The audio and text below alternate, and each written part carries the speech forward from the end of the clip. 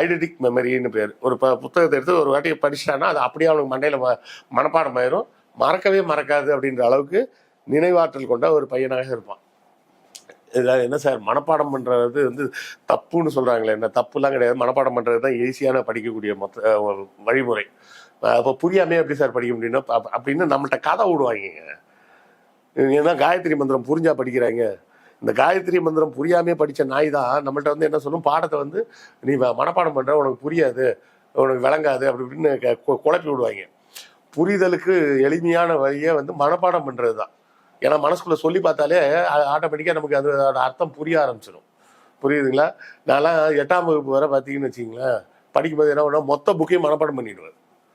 5 subject. உண்மையிலங்க, Tamil, English, science, maths, history, geography 5 புக்கையும் ஸ்கூலில் கொடுக்குற அந்த புத்தகத்தை ஃபுல்லாக மனப்பாடமாக படித்து முடிச்சுடுவேன். எந்த பேஜ்லேருந்து கேட்டாலும் அப்படியே மனப்பாடமாக சொல்லுவேன். அது என்னாச்சு, 9, 10, 12 கல்லூரிக்கெல்லாம் போகும்போது எனக்கு மனப்பாடம் பண்ண வேண்டிய அவசியமே இல்லாமல் போயிடுச்சு. ஒரு வாட்டி படித்தாலே மனசில் பதிஞ்சிடும். 2வது வாட்டிலாம் படிக்கவே வேண்டியதில்லை. நான் பரீட்சைக்குன்னு தனியாக படித்ததே கிடையாதுங்க. அந்த பாடம் நடத்தும்போது படிக்கிறதோட சரி அப்படியே போய் எழுதிட்டு வந்துடுவேன். அப்போது சிறு வயதில் மனப்பாடம் செய்வது ரொம்ப எசென்சியல். இதில் இந்த பையனுக்கு வந்து அந்த மனப்பாடம் பண்ணுறது எந்தவித எஃபர்ட்டும் இல்லாமல் ஆட்டோமேட்டிக்காகவே அவனுக்கு அது ஒரு திறமையாக இருக்குது.